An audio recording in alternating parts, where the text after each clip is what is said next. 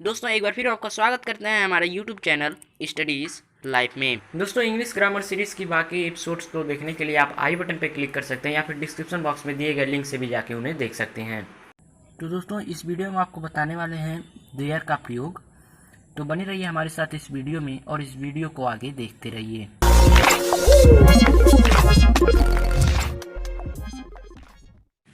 तो दोस्तों सबसे पहले जान लेते हैं कि देयर का प्रयोग किस स्थिति में किया जाता है, यानी कहाँ उसका यूज़ किया जाता है। तो देखिए हिंदी के कई वाक्य होते हैं जिनमें कर्ता स्पष्ट नहीं होता है। ठीक, कभी कभी हिंदी के कई वाक्य होते हैं जिनमें कर्ता स्पष्ट नहीं होता है। अब ये किस तरीके के होते हैं अभी मैं आपको बताने वाला हूँ। तो ऐसे जब वाक्य आते हैं तो वहाँ पे देयर का प्रयोग किया जाता है, कर्ता यहाँ पे अस्पष्ट न होता हो। तो सबसे पहली बात हमने क्या बताई कि हिंदी के वाक्यों में कभी कभी कर्ता अस्पष्ट होता है, तो उस स्थिति में हम देयर का प्रयोग करते हैं। ऐसे वाक्यों में कर्ता वाक्य के शुरू में न आकर के वाक्य के अंत में आता है और क्रियाएं उसके साथ लगी होती हैं। जैसे क्रियाएं में आता है आपका है, हैं, हो, था, थी, थे। ठीक, ये सब आपकी क्रियाएं ही हैं। इज, एम, आर, वाज, वर, ये आपकी क्रियाएं हैं। ठीक, इन्हें हम हेल्पिंग वर्ब भी कहते हैं। ठीक, तो ये आपकी क्रियाएं हैं। तो इनके साथ ही जब आएगा, जैसे देखिए अगर कोई कर्ता आ जाए विद्यार्थी, तो इसके साथ कोई क्रिया अवश्य लगी होगी, यानी या तो इसके साथ है आ जाएगा, थे आ जाएगा, यानी जो भी इसके साथ क्रिया सुटेबल रहेगी वो इसके साथ जरूर आ जाएगी। ठीक, तो ये बहुत ही आपको आवश्यक है समझना कि इसके साथ क्रिया जरूर आएगी। कोई भी कर्ता उसके साथ क्रिया आएगी और जो कर्ता है वो वाक्य के अंत में आएगा। तो जिन वाक्यों में कर्ता लास्ट में आएगा, ठीक, कर्ता स्पष्ट होगा और क्रिया के साथ आएगा, ऐसे वाक्यों में हम देयर का प्रयोग करते हैं। और देयर का प्रयोग शुरू में ही किया जाता है। ठीक, यानी वाक्य किससे शुरू होगा, देयर से शुरू होगा। और देखिए, और ऐसे वाक्यों में देयर का कोई अर्थ नहीं होता। जैसे कि आपको बताया गया होगा कि देयर का अर्थ क्या होता है। देयर का अर्थ सामान्य रूप से देयर का अर्थ होता है वहां, लेकिन जब ऐसे वाक्यों में इसका प्रयोग किया जाता है तो वहां इसका कोई अर्थ नहीं होता। ठीक, कोई अर्थ नहीं होता। जब इस तरीके से हम कहीं देयर का प्रयोग करते हैं जहां पे उसका कोई अर्थ नहीं लिया जाता है, इसे हम कहते हैं इंट्रोड्यूसरी देयर। इंट्रोड्यूसरी जो देयर होता है उसका कोई अर्थ नहीं होता है। और इसका प्रयोग कब किया जाता है, जब किसी वाक्य में कर्ता अस्पष्ट हो और कर्ता आए तो वो शुरू में ना आकर के वाक्य के अंत में आए और उसके साथ कोई क्रिया लगी हो, जैसे है, हैं, हो अथवा था, थी, थे। ठीक, इस तरीके के जब उसके साथ क्रियाएं लगी हो कर्ता के साथ और कर्ता अस्पष्ट हो, लास्ट में आया हो। तो चलिए देख लेते हैं अफर्मेटिव सेंटेंस का एक वाक्य जिससे आपको और आसानी से समझ में आए। जैसे एक वाक्य आ जाए, इस घर में सांप है अथवा इस घर में एक सांप है। अब देखिए सामान्य भाषा में ऐसा होता है कि हम नहीं कभी कभी बोलते, सीधे बोल देते हैं इस घर में सांप है। तो ये भी आपका सही है, इस घर में एक सांप है, ये भी सही है। एक मैंने इसलिए लिखा है जिससे कि आपको समझने में आसानी हो। अब देखिए सांप है अगर होता तो एक से अधिक माने जाते, तो यहाँ पे है नहीं कहा जा रहा है, क्या कहा जा रहा है, इस घर में सांप है। ठीक, तब भी एक ही सांप का अर्थ निकलेगा, और यदि कह दिया जाए इस घर में एक सांप है तब भी वही अर्थ निकलेगा। ठीक, तो इससे आप कभी कंफ्यूज मत होइएगा। तो चलिए इस वाक्य को हम बनाते हैं, इस घर में एक सांप है। और देखिए यहाँ पे कर्ता क्या है, यहाँ पे आपका कर्ता है सांप। इस वाक्य में आपका कर्ता कौन है, सांप। कौन है, घर में सांप है। ठीक, सांप है कर्ता और सांप के साथ क्या आया है, जैसा कि हमने बताया क्या कंडीशन होगी। इस जब आप वाक्य को आप पढ़ेंगे तो सीधे आपको शुरू में कर्ता नहीं दिखाई दे रहा है। ठीक, इस घर में एक सांप है। ठीक, तो आपको कर्ता नहीं दिखाई दे रहा है शुरू में, लास्ट में कर्ता दिखाई दे रहा है। कर्ता क्या है, सांप, ये लास्ट में, और इसके साथ क्या आया है आया, यानी एक क्रिया आई है। तो ये क्या हो जाएगा आपका, यहाँ किसका प्रयोग होगा, यहाँ हम प्रयोग करेंगे देयर का। ठीक, किसका प्रयोग करेंगे, यहाँ हम प्रयोग करेंगे देयर का। और देयर का प्रयोग कब होता है, बिल्कुल प्रारंभ में होता है।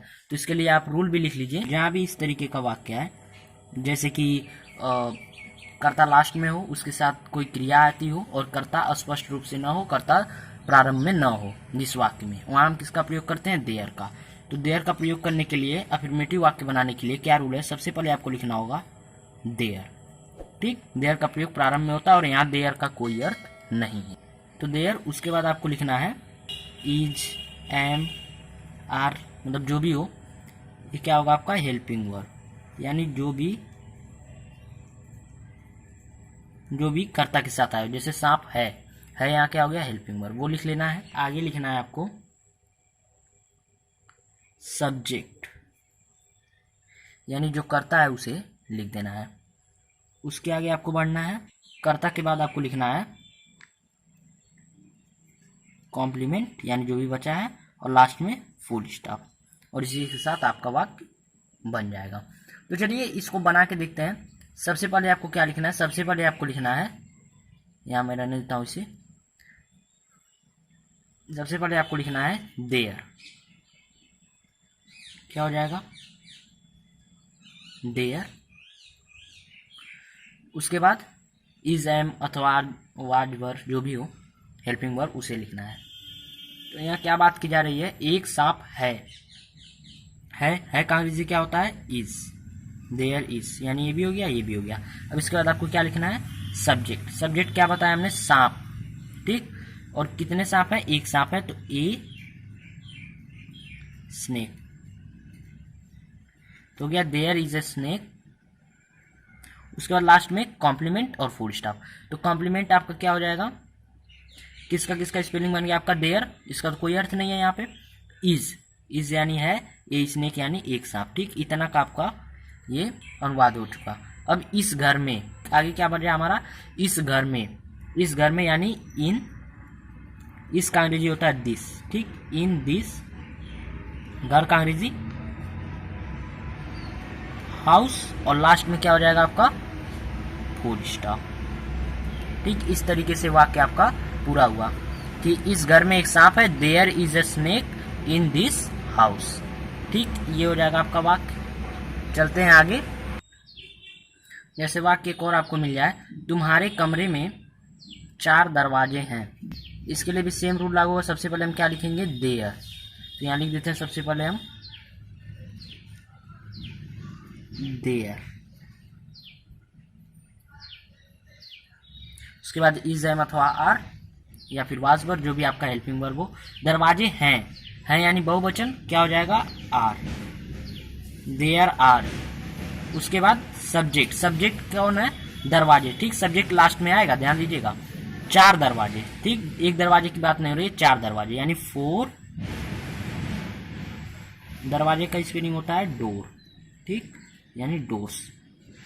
अब देखिए 4 हो गए ना, बहुवचन हो गए, तो डोर में यस लगा देंगे, देयर आर 4 डोर्स। अब देखिए क्या क्या आ गया आपका, there is, M R, was बस जो भी था यहाँ पे, ठीक, हेल्पिंग वर्ब आ गया, देयर आ गया, सब्जेक्ट आ गया। अब लास्ट में आपका क्या बचा है, कॉम्प्लीमेंट और फुल स्टॉप। तो कॉम्प्लीमेंट सबसे पहले देखते हैं क्या क्या भी बना दिया हमने।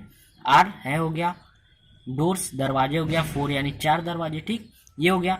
अब तुम्हारे कमरे में, इन, तुम्हारे का अंग्रेजी हो जाएगा योर, ठीक, इन योर, कमरे का स्पेलिंग हो जाएगा रूम, और लास्ट में फुल स्टॉप तो आपको लगाना ही है, ठीक। इस तरीके से क्या हो गया, there are 4 doors in your room, ठीक। तो चलिए अब देखते हैं आगे। अब नकारात्मक वाक्य आप किस तरीके से बना सकते हैं। देखिए नकारात्मक वाक्य यानी निगेटिव सेंटेंस को बनाने के लिए रूल है, सबसे पहले आपको देयर लिखना है, ठीक, देयर। उसके बाद हेल्पिंग वर्ब, और हेल्पिंग वर्ब के बाद आपको लिखना है नॉट। उसके बाद सब्जेक्ट, फिर कॉम्प्लीमेंट और लास्ट में फुल स्टॉप। यानी सबसे पहले आपको लिखना है देयर, फिर हेल्पिंग वर्ब, फिर नॉट, फिर सब्जेक्ट, कॉम्प्लीमेंट और लास्ट में फुल स्टॉप। तो चलिए इस पे आधारित एक वाक्य देख लेते हैं। वैसे एक वाक्य में मिला, इस बाजार में बहुत दुकानें नहीं हैं, इसमें भी कर्ता लास्ट में ही आएगा, दुकान, यहाँ कर्ता क्या है, दुकान, और देखिए है और दुकान है और कर्ता यानी हेल्पिंग वर्ब और सब्जेक्ट के बीच में नहीं आ गया, ठीक। तो जब नहीं आ जाए तो इसे हम क्या कहेंगे, निगेटिव सेंटेंस, ठीक। लेकिन आएंगे दोनों साथ ही, बीच में नहीं आ जाएगा अगर, तो इसे हम क्या कहेंगे, नेगेटिव सेंटेंस। यहाँ किसका प्रयोग होगा, देयर का, तो देयर का प्रयोग होगा। इसके लिए रूल है क्या, सबसे पहले हमें लिखना है देयर, यहाँ लिख देंगे क्या, देयर। उसके बाद हेल्पिंग वर्ब जो भी हो, नहीं है, दुकानें नहीं हैं,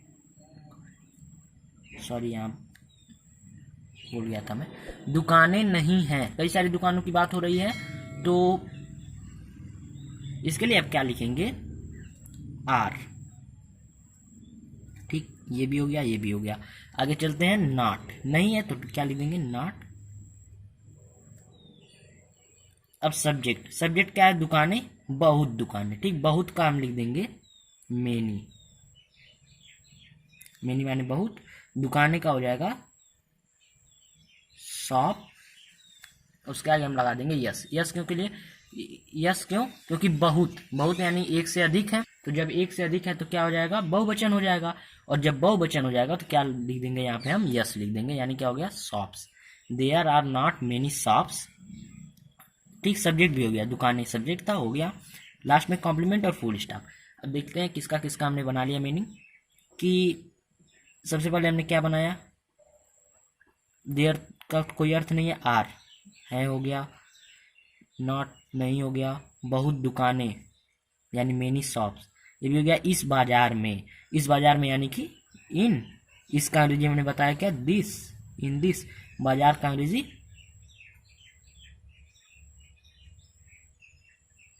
मार्केट। ठीक, there are not many shops in this market. चलते हैं आगे, देख लेते हैं इंट्रोगेटिव सेंटेंसेस को। तो देखिए इंट्रोगेटिव सेंटेंस के लिए रूल देख लेते हैं। तो इंट्रोगेटिव सेंटेंसेस जैसे देखिए आप दो प्रकार के होते हैं, सिंगल इंट्रोगेटिव और डबल इंट्रोगेटिव। सबसे पहले देख लेते हैं सिंगल इंट्रोगेटिव का, जिसमें वाक्य की शुरुआत क्या शब्द से होती है। तो चलिए देख लेते हैं, इसके लिए रूल है आपका। तो रूल है आपका, सबसे पहले यहां पे आ जाएगा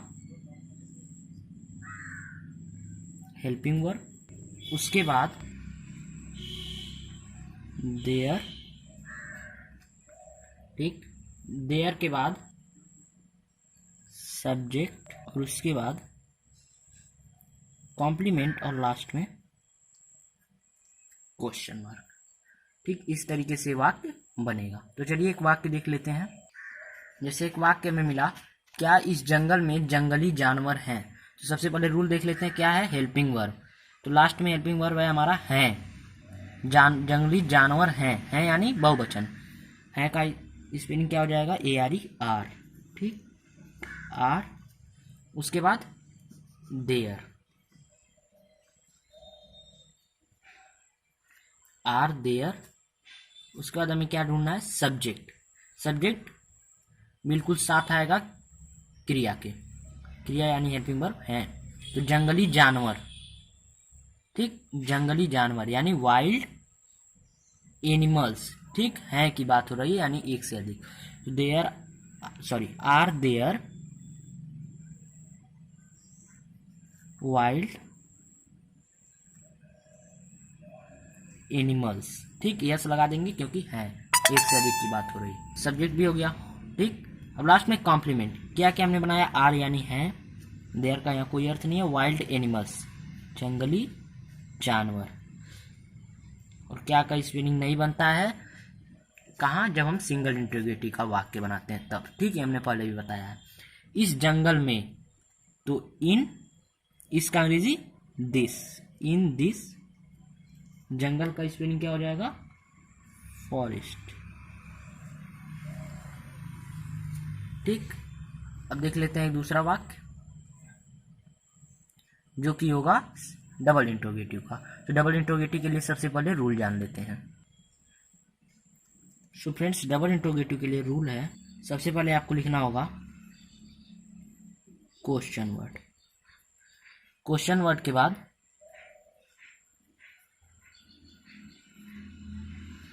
हेल्पिंग वर्ब, उसके बाद देयर, देयर के बाद आपको लिखना होगा सब्जेक्ट, उसके बाद कॉम्प्लीमेंट के साथ क्वेश्चन मार्क। ठीक, तो इस तरीके से आपका कुछ रूल बनेगा, question word, helping verb, there, subject, उसके बाद कॉम्प्लीमेंट और लास्ट में क्वेश्चन मार्क। तो चलिए इस पे आधारित एक वाक्य देख लेते हैं। जैसे एक वाक्य में मिला है, इस विद्यालय में केवल 500 विद्यार्थी क्यों हैं। क्यों, ठीक, क्यों आ गया है, वाक्य के मध्य में क्वेश्चन वर्ड आ गया है, वाक्य के मध्य में प्रश्नवाचक शब्द आ गया है, तो क्या हो जाएगा ये, आपका डबल इंटरोगेटिव की श्रेणी में आ जाएगा। तो इसे बनाने के लिए रूल है क्वेश्चन वर्ड। सबसे पहले क्वेश्चन वर्ड क्या है? क्यों। क्वेश्चन वर्ड क्या है? क्यों। क्यों का अंग्रेजी क्या हो जाएगा? वाई। सबसे पहले लिख लेते हैं वाई। उसके बाद हेल्पिंग वर्ब। ठीक, क्वेश्चन वर्ड के बाद हमें हेल्पिंग वर्ब लिखना है। हेल्पिंग वर्ब क्या है? क्यों हैं 500 विद्यार्थी, क्यों हैं। ठीक हैं यानी बहुवचन करता है, क्या हो जाएगा? Are, why are. उसके बाद हमें किसका प्रयोग करना है? देयर का। तो क्या लिख देंगे यहाँ पे हम? There, why are there. ठीक, वाई आर देयर, ये भी हो गया। उसके बाद हमें ढूंढना है सब्जेक्ट। सब्जेक्ट क्या हो जाएगा? केवल 500 विद्यार्थी। इतना बड़ा ये सब्जेक्ट होगा, केवल 500 विद्यार्थी। विद्यार्थी की बात हो रही है, इसके पहले आपको ध्यान देना होगा केवल 500 विद्यार्थी, यानी कि केवल का अंग्रेजी सबसे पहले हम बना लेंगे। केवल का अंग्रेजी हो जाएगा आपका ओनली। Only, only. उसके बाद 500 यानी 500।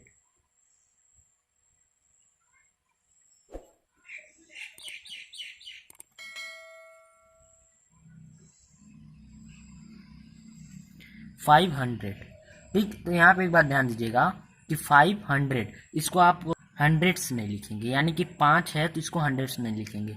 ये बात ध्यान दीजिएगा। जैसे 100 हो, 1000 हो, लाख हो, ठीक, करोड़ हो, तो ऐसी स्थिति में आपको कभी भी ये बात का ध्यान रखना है कि इसके बाद यानी जो आपने लिख लिया 100, 1000, लाख, यानी जो भी ऐसा है, इसके बाद आपको यस नहीं लगाना है। ठीक, चाहे एक वचन हो यहाँ, चाहे बहुवचन हो, चाहे एक वचन हो या बहुवचन हो। जैसे देखिए यहाँ 5 बहुवचन है ना, एक से अधिक की बात है, लेकिन यहाँ आपको यस नहीं लगाना है। बिल्कुल ध्यान रखिएगा इस बात को। ठीक है, ओनली माने केवल, 5 माने 5, 100 माने 100। उसके बाद विद्यार्थी का स्टूडेंट। लेकिन एक बात ध्यान दीजिएगा कि 500 यानी 500 विद्यार्थी, एक से अधिक है तो क्या लग जाएगा यहाँ पे? यस। बहुवचन है तो यस लग जाएगा। Why are there only 500 students. उसके बाद लास्ट में क्या बचा? इस विद्यालय में।